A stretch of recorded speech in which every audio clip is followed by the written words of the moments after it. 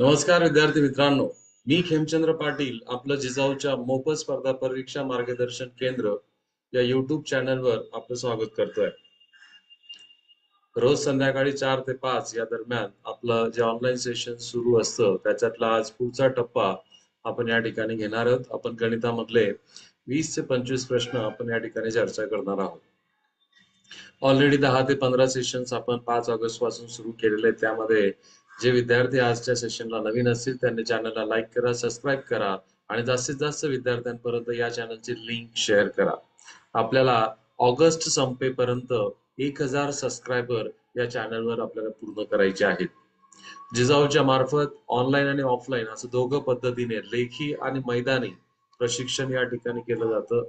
तर जे विद्यार्थी ऑफलाईन बॅचेसला येऊ शकत नाही त्यांच्यासाठी त्यांच्याच घरी बसून त्यांना मार्गदर्शन मिळावं आणि म्हणून रोज संध्याकाळी 4 ते 5 या दरम्यान जिजाऊच्या मार्फत मोफत मार्गदर्शन प्रशिक्षण या ठिकाणी ऑनलाईन पद्धतीने केलं जातं.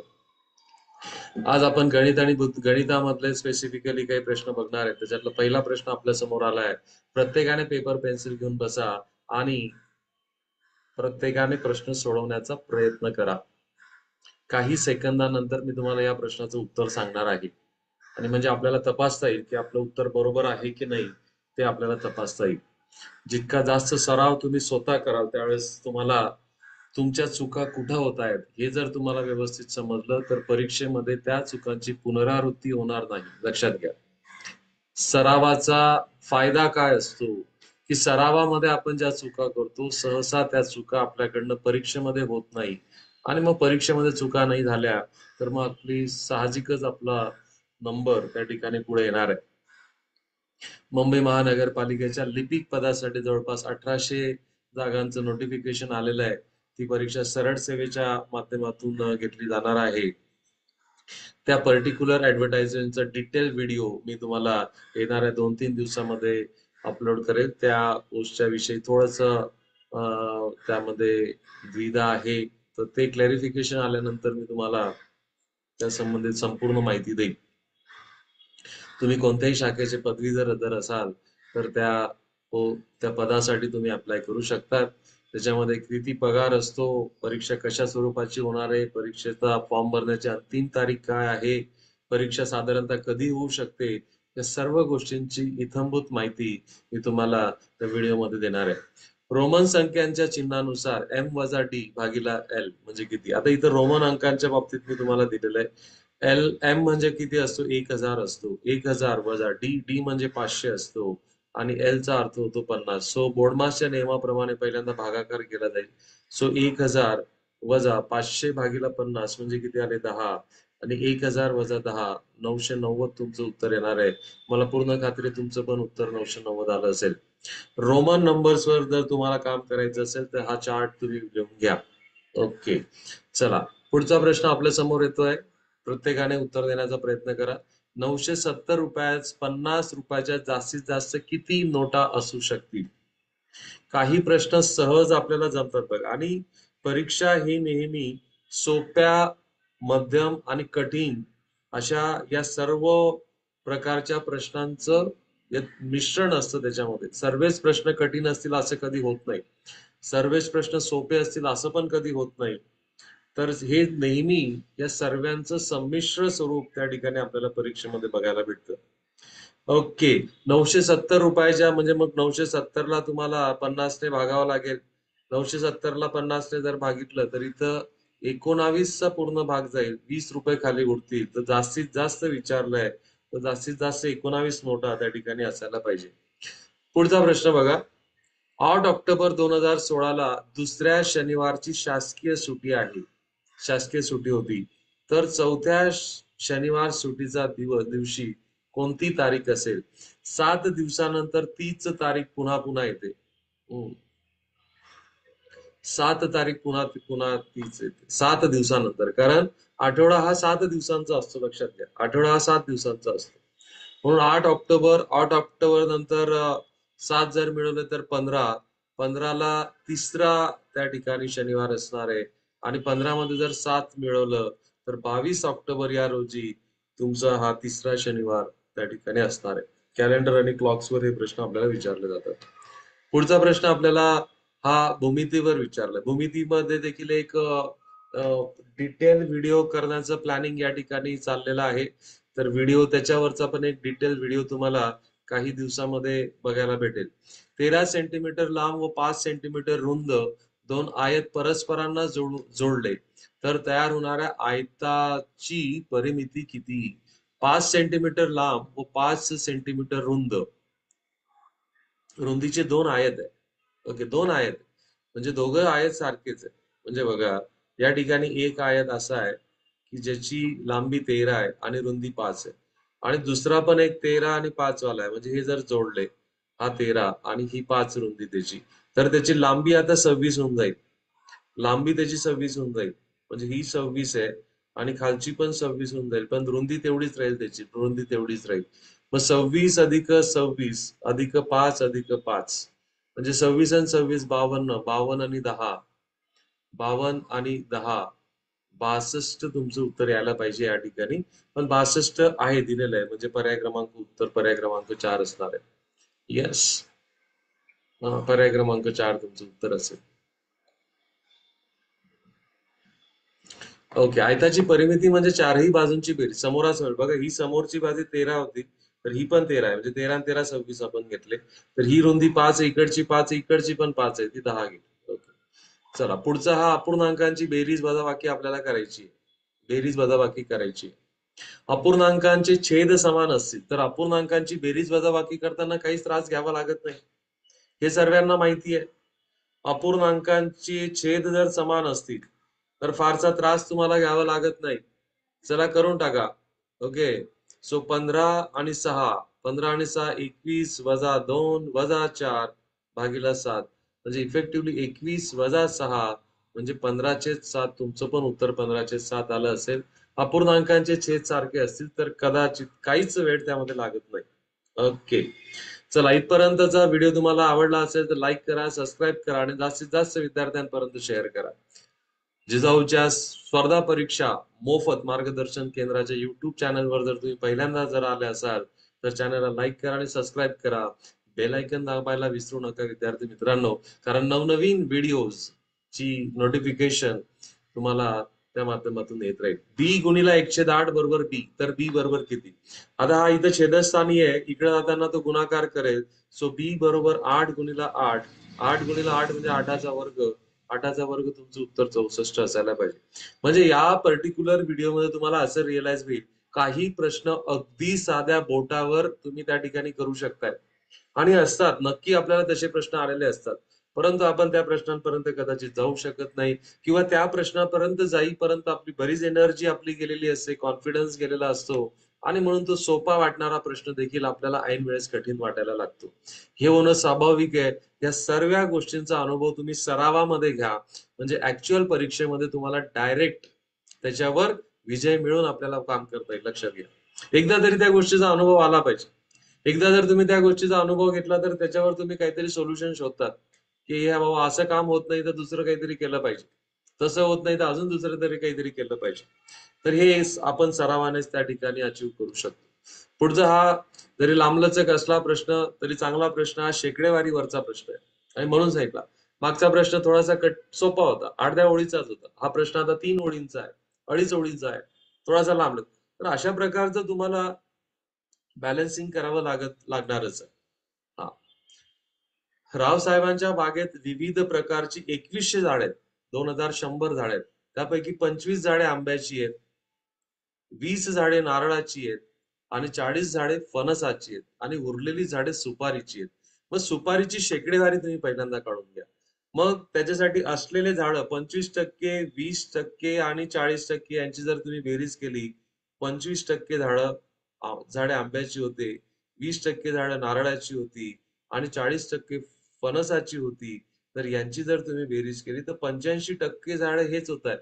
मग त्यांच्या रावसाहेबांच्या बागेतील एकूण झाडं 100%, त्याच्यातले 85% झाडं हे सुपारी व्यतिरिक्त आहेत, म्हणजे 15% झाडे हे सुपारीचे असणार आहेत. 15% कोणाचे? 15% कोणाचे? 15% 2100च्या, म्हणजे 2100 गुणिला 15 करावं लागणार आहे. जर हे तुम्ही संक्षिप्त रूप दिलं तर 15 गुणिला 100 भागीला 2100. ओके, हे 2 शून्य कॅन्सल होऊन जातील. 15 × 15 अच्छा एक, 15 × 2 = 30 आणि 1 = 31. तर सुपारीचे झाडं हे 315 असणारे पर्याय क्रमांक 3 तुमचं उत्तर असेल. आय होप की तुम्हाला हा प्रश्न समजलाय. Very good. चला, पुढचा प्रश्न खूप सुंदर प्रश्न आहे बघा. शेकडेवारीवरचा प्रश्न आहे. आणि तुम्हाला सांगितलं मी, तुम्हाला काही प्रश्नांमध्ये नक्कीच त्या ठिकाणी थोडासा वेळ लागणं स्वाभाविक आहे. लागेलच त्या ठिकाणी वेळ. ओके, चला पुढचा प्रश्न बघा. 42,000 मिलीमीटर लांबीची तार 6 ठिकाणी कापून, ओके, समान कापून तुकडे केले तर प्रत्येक तुकड्याची लांबी किती? चला,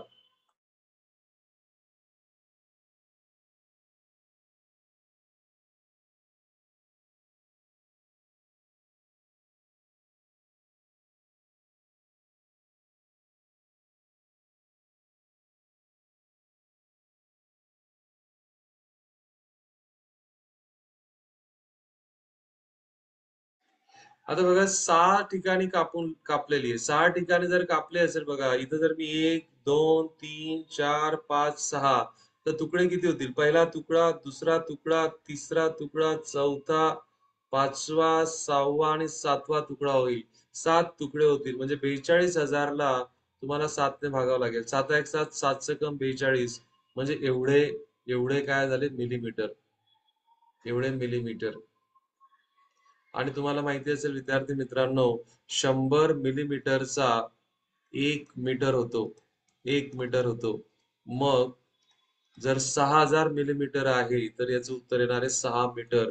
तुमचं उत्तर पर्याय क्रमांक 2 आहे.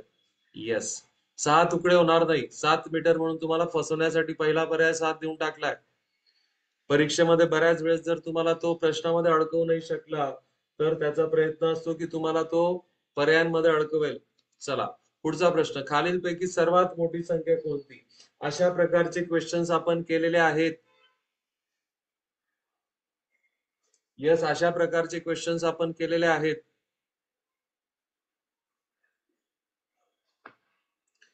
हा, सर्वात मोठी संख्या. यस, सर्वात मोठी संख्या 6.0 ही असणार आहे. 6.0. सोपा प्रश्न होता. पुढचा बघा. हा, चौकोन चौकोन चौकोन, त्रिकोण, वर्तुळ वर्तुळ वर्तुळ, त्रिकोण त्रिकोण, अनुक्रमे कोणते अंक येतील? म्हणजे चौकोनाच्या जागी कोणता अंक येईल, त्रिकोण वर्तुळाच्या जागी कोणता येईल आणि त्रिकोणाच्या जागी कोणता येईल? तर तुम्ही या ठिकाणी किमती वापरू शकतात बघा. जर मी चौरसाच्या ठिकाणी 7 7 7 घेतला, वजा हा 3 3 3 घेतला, तर खाली मला 5 यायला पाहिजे होता, पण इथे किती उरतोय? 4 उरतोय. म्हणजे हा पर्याय चालणार नाही. हा झाला पहिला पर्याय वापरला आपण. दुसरा पर्याय वापरू आपण. जर 9 9 9 वरचे नंतर वर्तुळ मी 4 4 4 घेतला, तर खालचं मला 5 5 5 भेटतोय का? भेटतोय. म्हणजे माझं उत्तर सॅटिस्फाय होतं या पर्टिक्युलर पर्यायावर. म्हणून माझं उत्तर पर्याय क्रमांक 2 येणार आहे. पर्यायांचा वापर करा. प्रत्येक वेळेस तुम्ही समीकरण तयार कराल आणि मग ते सोडवाल, तर तसं काही करण्याची गरज नाही. आपल्या मदतीसाठी पर्याय दिलेले आहेत, तर पर्यायांची मदत घ्या. खूप त्याच्यासाठी संकोच करू नका. चला, पुढचा प्रश्न आपल्यासाठी दिलेला आहे. 4,97,998, 4,98,989, 4,97,889, 4,97,990 या संख्या उतरत्या क्रमात लिहिल्या असता पहिल्या व तिसऱ्या संख्यांची बेरीज किती? उतरत्या क्रमात लिहिली तर सर्वात मोठी संख्या पहिल्यांदा लिहायला लागेल. 4,97,999 ही सर्वात मोठी संख्या. त्याच्यानंतर 4,97,998 ही दुसरी मोठी संख्या. 4,97,000, अच्छा, 4,98,000 पण आहे. 4,98,989 ही पहिली संख्या येणार आहे. ही पहिली संख्या आणि ही तिसरी संख्या, या दोघांची बेरीज आपल्याला करायची आहे. आता बघा, 4,98,989 अधिक 4,97,998 यांची जर बेरीज केली, तर ह्या बेरजेचा एकक स्थानचा अंक 7 येणार आहे. म्हणजे तुमचं उत्तर पर्याय क्रमांक 1 असायला पाहिजे. कारण पर्यायांमध्ये एकाच पर्यायाचा एकक स्थानचा अंक हा 7 आहे. अशा पद्धतीने उत्तर शोधण्याचा प्रयत्न करा. म्हणजे पूर्ण बेरीज करण्यामध्ये जो आपला वेळ वाचणार आहे, तो वाचवलेला वेळ आपण दुसऱ्या एखाद्या प्रश्नासाठी आपल्याला देता येईल. या पद्धतीची जर तुमचं स्ट्रॅटेजी, या पद्धतीचा अप्रोच जर असेल, तर प्रश्न सॉल्व्ह करण्यासाठी तुम्हाला वेळ पुरणार आहे. आणि तुम्हाला पुरेल एवढाच वेळ दिला जातो. तुम्हाला तो बॅलन्स करता येत नाही ती गोष्ट वेगळी आहे. मग तो आपल्याला बॅलन्स करायला शिकायचा आहे. जसं तुमच्याकडे पैसे कमी असतील आणि जर समजा तुम्हाला 2-3 दिवस अजून काढायचे असतील, तर तुम्ही एक वेगळ्या पद्धतीने मनी मॅनेजमेंट करतात. तसं या पद्धतीने तुम्हाला वेळ पुरावा म्हणून तुम्हाला तुमच्या वेळेचं मॅनेजमेंट करावं लागेल. त्याला आपण टाइम मॅनेजमेंट म्हणतो. आणि टाइम मॅनेजमेंट हे काही पुस्तकं वाचून तुम्हाला शिकता येत नाही. ते तुम्हाला स्वतः करून बघावं लागतं. लक्षात घ्या. करून बघावं लागतं. कुठं वेळ वाचतोय. आता प्रत्येकाच्या क्षमता वेगवेगळ्या आहे. काही लोकांचा गुणाकारामध्ये वेळ वाचतो, काही लोकांचा वजाबाकीमध्ये वेळ वाचतो. अशा पद्धतीने प्रत्येकाच्या क्षमतेनुसार तो वेगवेगळ्या प्रश्नांवर वेगवेगळा वेळ वाचवणार आहे. म्हणून तुम्हाला कोणतं स्ट्रॅटेजी कामात येते ते तुमच्यासाठी तुम्ही ठरवा. पुढचा प्रश्न बघा. रोहितने 3.5 रुपयाला एक पेन्सिल याप्रमाणे 3 डझन पेन्सिल आणल्या आहेत. आणि त्या सर्व पेन्सिल त्याने 150 रुपयाला विकल्या तर त्या व्यवहारात त्याला झालेला नफा किंवा तोटा किती? आता नफा आणि तोटा हा नेहमी खरेदी किमतीवर ठरवला जातो. लक्षात घ्या विद्यार्थी मित्रांनो.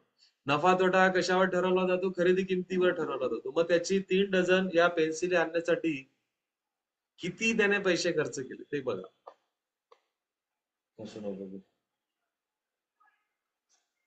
चला, त्याने किती पैसे खर्च केले? 3.5 रुपयाला. मुद्दाम हा तुम्हाला शब्दांमध्ये दिलेला आहे. 3.5 रुपयाला. आणि 3 डझन म्हणजे किती होतात? 36 पेन्सिली त्याने आणल्या. तर खरेदी किंमत काढा. खरेदी किंमत बरोबर थोड्या वेळासाठी 3.5 ला मी 702 म्हणतो, सोपं जाईल. गुणिला 36, सो कॅन्सल झाला 18 वर. 18 7 126. 126 रुपये त्याची खरेदी किंमत झाली. त्याने विकली आहे बघा. विक्री किंमत त्याची किती? 150 रुपये. तुम्हाला शेकडा नफा वगैरे काही विचारला नाहीये, फक्त नफा विचारलाय. विक्री किंमत जर मोठी असेल खरेदी किमतीपेक्षा तर नफा 150 वजा 126 दोघांची जर वजाबाकी केली तर 24 रुपये त्या व्यवहारात त्याला नफा झाला. तर तुम्हाला नफा पण दिलाय, तोटा पण दिलं, तर पण करेक्ट उत्तर आहे 24 रुपये नफा आहे. तुमचं उत्तर पर्याय क्रमांक 2 असणार आहे. येस. आय होप तुमचं पण उत्तर आलं असेल. Very good. चला, पुढचा प्रश्न बघा. प्रत्येकाने करण्याचा प्रयत्न करा. आणि तुम्हाला बघा, व्यवहारिक अंकगणित आहे आपल्याला. व्यवहारामध्ये ज्या गोष्टी वापरल्या 50 रुपयाच्या किती नोटा असतील ते विचारलं गेलं. शनिवार जर 8 तारखेला शनिवार आहे तर पुढचा चौथा शनिवार कधी येईल? व्यवहारातल्या गोष्टी आहेत. रोजच्या जीवनात देखील आपण ह्या कामं करत असतो. सुशांतकडे 35 रुपये 5 पैसे ही रक्कम आहे. ही रक्कम त्याने 35.05 अशी लिहिली तर त्या दोन रकमांमधला फरक किती? तर हे 35.50 पैसे, 35 रुपये आणि 50 पैसे त्याने ऍक्च्युली, ही त्याने चुकीची लिहिलेली रक्कम आहे. ऍक्च्युली रक्कम त्याने 35 रुपये 5 पैसे असं लिहायला पाहिजे होतं. तर दोघांमधला जर तुम्ही फरक काढला तर तो फरक 45 पैशांचा येणार आहे. पर्याय क्रमांक 1 तुमचं उत्तर असणार आहे. Very good. चला, पुढचा प्रश्न बघा. मी तुम्हाला वेळ देतो हा प्रश्न करायला. प्रत्येकाने प्रयत्न करा. फक्त बसून काम होणार नाही. तुम्हाला स्वतःला करावं लागेल. मी स्वतः तुम्हाला करण्याचा आग्रह का धरतो याच्या मागचं लॉजिक समजून घ्या. कदाचित मला ह्या प्रश्न सॉल्व्ह करताना फार काही त्रास होत नाहीये, कारण की मागच्या 20-25 वर्षापासून ही प्रोसेस अविरतपणे चाललेली आहे. आणि म्हणून मी तुम्हाला असं म्हणतोय की तुम्ही करून बघा. तुम्हाला ज्या अडचणी येतील त्या अडचणींवर तुम्हालाच तिथं उत्तर शोधायचं आहे. हा, लक्षात घ्या. प्रॉब्लेम सॉल्विंग म्हणतो आपण त्याला.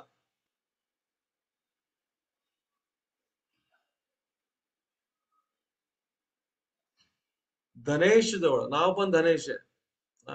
धनाधीश आहे हा. धनेश जवळ 50 रुपये, 20 रुपये, 10 रुपये आणि 5 रुपयाच्या समान नोटा आहे. एकूण त्याच्याकडे 1020 रुपये असल्यास धनेश जवळ 50 रुपयाच्या नोटा किती?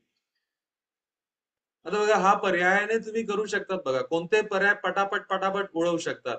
50 रुपयाच्या जर मी 50 नोटा घेतल्या तर 2500 इथंच होऊन जातील. पण त्याच्याकडे रुपये किती आहेत? 1020.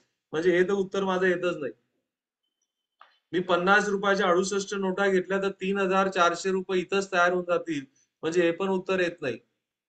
जर मी 34 नोटा जर 50 रुपयाच्या घेतला तर 1700 रुपये इथंच तयार होऊन जातात. म्हणजे हे पण उत्तर येत नाही. 50 रुपयाच्या 12 नोटा असल्या पाहिजे. नोटांच्या किमती समान आहेत बघा. आपण करून बघू. आपण सरावामध्ये तोपर्यंत आपण सर्व गोष्टी तपासून बघू. पण इलिमिनेशन पद्धत ही इतकी चांगली पद्धत आहे. नोटांची संख्या, प्रत्येकाच नोटांची संख्या 12 आहे. म्हणजे इथून 600 रुपये तयार होतील, इथून 240 रुपये तयार होतील, इथून 120 रुपये तयार होतील आणि इथून 60 रुपये तयार होतील, इथून 60 रुपये तयार होतील. सर्वांची बेरीज करा बघा. 200 आणि 600 किती झाले? 800. 800 आणि हे किती झाले? 900. 900 आणि हे वरचे जे तयार होत आहेत ते 120 तयार होत आहेत. बरोबर 1020 रुपये त्या ठिकाणी तयार होत आहेत. येस, इलिमिनेशन पद्धतीने 12 आपण पहिल्यांदाच उत्तर काढून घेतलेलं आहे. ओके, चला पुढचा प्रश्न. आपल्याला खूप चांगला अशा प्रकारचे प्रश्न आपण मागच्या व्हिडिओमध्ये देखील केलेले आहेत. आपल्याला असत्य विधान या ठिकाणी ओळखायचं. विधान कसं पाहिजे आपल्याला? असत्य, जे सत्य नाहीये. आयताचे कोण सर्व मापा, कोण सर्व माप समान असतात. येस, आयताचा प्रत्येक कोण हा 90 मापाचा असतो. आयताचा प्रत्येक कोण हा 90 मापाचा असतो. तर हे सत्य विधान आहे. हे विधान सत्य आहे. आपल्याला असत्य निवडायचंय. आयताच्या सर्व बाजू समान मापाच्या असतात. नाही नाही नाही, आयताच्या समोरासमोरील बाजू समान मापाच्या असतात. तर हे विधान असत्य आहे. म्हणजे हा तुमचा पर्याय ना. बाकीचं बघून घेऊ. चौरसाच्या लगतच्या बाजू एकमेकास लंब असतात. बरोबर आहे ना. 90 अंशाचा कोण करतात? चौरसाच्या बाजू एकमेकात लगतच्या बाजू, ही बाजू आणि ही बाजू लगतची बाजू आहे. 90 अंशाचा कोण करतायत, हे पण विधान सत्य आहे. चौरसाचे सर्व कोण काटकोन असतात, हे पण सत्य आहे. म्हणजे असत्य विधान आलं. आयताच्या सर्व बाजू समान असतात, हे असत्य विधान आहे. ओके, पुढचा प्रश्न हा सरळ व्याजावरचा आहे. चला, सरळ व्याजावरचा आहे. व्याजाचा प्रकार इथं मेन्शन केला नाही, म्हणजे सरळ व्याजाचा आहे. सरळ व्याजाचं सूत्र मी तुम्हाला लिहून देतो. सरळ व्याजाचं सूत्र PNR भागीला 100. पी म्हणजे काय? मुद्दलाची रक्कम. एन म्हणजे काय? किती वर्षासाठी त्याने ते पैसे ठेवलेत. आर म्हणजे व्याजाचा दर. फक्त किमती टाका आणि त्या ठिकाणी संक्षिप्त रूप देऊन उत्तर काढा. चला, यस, पटापट करा. संक्षिप्त रूप द्या. तुम्हाला डेफिनेटली सरळ व्याजावर प्रश्न विचारलाच जातो. 101% विचारला जातो, विचारलाच जाईल प्रश्न. जिजाऊच्या मोफत स्पर्धा परीक्षा मार्गदर्शन केंद्राच्या युट्यूब चॅनलवर जर तुम्ही आज पहिल्यांदा हे जॉईन केलं असेल विद्यार्थी मित्रांनो, तर चॅनलला लाईक करा, सबस्क्राईब करा आणि एका विद्यार्थ्याने कमीत कमी 25 विद्यार्थ्यांपर्यंत ही लिंक शेअर करा. हे करा. चांगल्या गोष्टींचा प्रचार फैलू द्या, पसरू द्या चांगल्या गोष्टी. त्याच्याने तुम्हाला देखील फायदा होईल. कळत न कळत फायदा होईल. लगेच फायदा तुम्हाला अशा पैशाच्या स्वरूपात किंवा लगेच काहीतरी बक्षिसाच्या स्वरूपात नाही होणार. तुम्हाला कळणार पण नाही तो फायदा कुठे झाला. चांगल्या गोष्टींचा प्रचार प्रसार करा. नॉलेज दिल्याने वाढतं. Sharing is caring my dear friends. चला, 20,000 रुपयाचा या ठिकाणी आपल्याला मुद्दलाची रक्कम होती. 5 वर्षासाठी बँकेत त्याने जसाजसे 7 दराने गुंतवले. संक्षिप्त रूप द्या. 20 20 कॅन्सल. 200 गुणिला 5 1000 होतात. 1000 गुणिला 7 म्हणजे 7,000 रुपये त्याने व्याजापोटी भरलेले आहेत. यस, तुमचं पण उत्तर 7,000 आले असेल. चला, पुढचा प्रश्न. Very good. प्रत्येकाने प्रश्न वाचा. प्रश्न जरी लांबलचक असला तरी तो साधा असतो, पण तो प्रश्न तुम्ही शांत डोकं ठेवून वाचन त्याचं झालं पाहिजे. कारण परीक्षेमध्ये तेच तर शांत राहत नाही सर. डोकं तर शांत राहत नाही. असंख्य विचार मनामध्ये चालू असतात आणि सर्वच विषयांचे विचार आपल्याला रिकॉल करावे लागतात. तुमचं तर खरं विद्यार्थ्यांचं कौतुक आहे की एकाच वेळेस सर्व विषयांच्या बाबतीत अभ्यास केलेला आठवणं आणि त्याच्यावरून प्रश्नांची उत्तर देणं, हे सर खरंच कौतुकास्पद आहे. पण विद्यार्थी मित्रांनो, फक्त आपण एकटे जर राहिलो असतो त्याच परीक्षेमध्ये तर मग त्या कौतुकापोटी तुमचं सिलेक्शन झालं असतं. पण तुमच्यासारखे लाखो विद्यार्थी वेगवेगळ्या माध्यमातून अथक परिश्रम करून, अथक परिश्रम, ते परिश्रम त्यांची शब्दात मांडणी करता येणार नाही. मग त्या परिश्रमानंतरचं येणारं यश हे जबरदस्त असतं. मग एखादं यश तुम्हाला सहज मिळते त्याच्यात काही मजा नाही विद्यार्थी मित्रांनो. थोडस त्रास घेऊन जर एखादं यश आपण संपादन केलं तर त्याची मजा वेगळी असते. आणि नेहमी लक्षात घ्या, जर तुम्हाला आयुष्यामध्ये काही त्रास होत नाहीये, काही तुम्हाला हार्डवर्क करावं लागत नाहीये, समजून घ्या तुमच्या देवाचं तुमच्याकडे लक्ष नाहीये. परंतु तेच जर तुम्हाला खूप हार्डवर्क करावं लागत, हाल अपेष्टा सहन कराव्या लागत असतील, त्रास होत असेल, तर तुमच्या देवाचं तुमच्याकडे लक्ष आहे. त्या अडचणी तुमच्यासाठी मुद्दाम त्या ठिकाणी त्याने पेरून ठेवल्यात की ज्याचे कडून तुमच्यातली क्षमता बाहेर यावी, आणि तुमच्यातली क्षमता बाहेर आली की मग तुम्ही जबरदस्त काम करण्यासाठी त्या ठिकाणी तयार होतात. नागपूर ते वर्धा आणि वर्धा ते नागपूर विना थांबा बसच्या 4 फेऱ्या पूर्ण झाल्या. बसमध्ये प्रत्येक वेळी 42 प्रवासी होते आणि तिकिटाचं तिकीट किती होतं? 85 रुपये असल्यास बसचं एकूण उत्पन्न किती? आता नागपूर ते वर्धा आणि वर्धा ते नागपूर अशा दिवसात किती फेऱ्या झाल्या? 4 फेऱ्या झाल्या. म्हणजे बघा, पहिल्यांदा 85 गुणिले 42 करावं लागेल. 85 गुणिले 42 जर तुम्ही केला, आता याच्यामध्ये बघा मी अशी फोड करतो. 17 गुणिले 5 गुणिले 42. आता 17 आणि 17 5 85 गुणाकार सोपा होईल. 42 गुणिले 5 जर केले तर होतात 210 गुणिले 17. तो 0 17 1 17, चला 1 17 दुने 34 आणि 1 35. ओके, हे झालं एकाकडचं, म्हणजे नागपूर ते. बसमध्ये प्रत्येक वेळी किती दिवसभरात 4 फेऱ्या पूर्ण केल्यात, म्हणजे एका वेळेस बघा, इकडून येताना 3570 आणि तिकडून येताना 3570, म्हणजे एकूण किती झाले? एकूण 71 4000 7140 रुपये त्या ठिकाणी एका राऊंड ट्रिपचे झाले. अशा किती फेऱ्या झाल्या? 4. 4 ने गुणावं लागेल. 7 चोक 28 आणि 14 चोक 56. तुमचं उत्तर 28,560 यायला पाहिजे. तुमचं पण उत्तर जर 28,560 आलं असेल तर चॅट बॉक्स मध्ये यस म्हणा. चला, पुढचा प्रश्न आपल्या समोर आलाय. 5 तास 35 मिनिटे म्हणजे किती? घड्याळीवरचा प्रश्न आहे. येस, 5 तास म्हणजे 5 तास म्हणजे 100 मिनिटं होत नाही. पहिलाच पर्याय अडकवण्यासाठी दिला गेलेला आहे. पहिलाच पर्याय अडकवण्यासाठी दिलेला गेलाय. 60 मिनिटांचा 1 तास होतो. 60 मिनिटे म्हणजे 1 तास. हो, 60 मिनिटे म्हणजे 1 तास. म्हणून 5 तासांचे 300 मिनिटे होतील. 60 गुणिला 5 300 मिनिटे अधिक 35, आणि म्हणून शेवटचा पर्याय तुम्हाला 335 दिलेला आहे. म्हणून प्रश्न सोपा असला तर लगेच वाहून जाऊ नका. जर तुमचं अपेक्षापेक्षा लवकर उत्तर आलं आणि ते लवकर येणारं उत्तर जर पर्याय क्रमांक 1 मध्ये दिलेलं असेल तर थोडस थांबा, पुन्हा त्याच्यावर विचार करा, पुन्हा त्याच्यावर विचार करा. ओके, चला पुढचा प्रश्न तुम्हाला पुन्हा असत्य विधान आपल्याला विचारलेलं आहे. चांगला प्रश्न आहे बघा. भूमितीमधल्या संकल्पना जर तुमच्या व्यवस्थित झालेल्या असतील तर भूमितीच्या संकल्पना चेक करण्याचं हे खूप सुंदर उदाहरण आहे. असत्य विधान चेक करा. वर्तुळाचा व्यास त्रिज्येच्या दुप्पट असतो. हो, असतो. व्यास म्हणजे बघा, ही असते त्रिज्या, ही असते त्रिज्या, म्हणजे मध्यबिंदूवरून परिघावर टाकलेली रेषा म्हणजे त्रिज्या, आणि त्रिज्येच्या दुप्पट जो असतो त्याला म्हणतात व्यास. हे विधान सत्य आहे. आपल्याला असत्य शोधायचं आहे. वर्तुळाचा व्यास ही सर्वात मोठी जीवा असते. बरोबर आहे हे पण. जीवा म्हणजे काय? परिघावरील 2 बिंदूंना जोडणारी रेषा म्हणजे वर्तुळाची जीवा असं म्हटलं जातं. हा, आणि व्यास ही सर्वात मोठी जीवा असते. हे पण विधान सत्य आहे.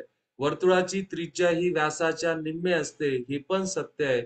वर्तुळात एक आणि एकच व्यास असतो. हे चुकीचं आहे. वर्तुळात अनेक व्यास असतात. मी बघा इथे एक काढला, इथे एक काढला, असंख्य आपण काढू शकतो. त्या ठिकाणी व्यास म्हणजे अशी रेषा जी वर्तुळाच्या मध्यबिंदूतून जाऊन परिघाच्या 2 बिंदूंना जोडते. Yes, very good. चला, पुढचा प्रश्न आपल्या समोर आलाय. 85,164 या संख्येमध्ये कोणती संख्या मिळवल्यास 6 अंकी लहानात लहान संख्या तयार होईल? 6 अंकी लहानात लहान संख्या म्हणजे किती?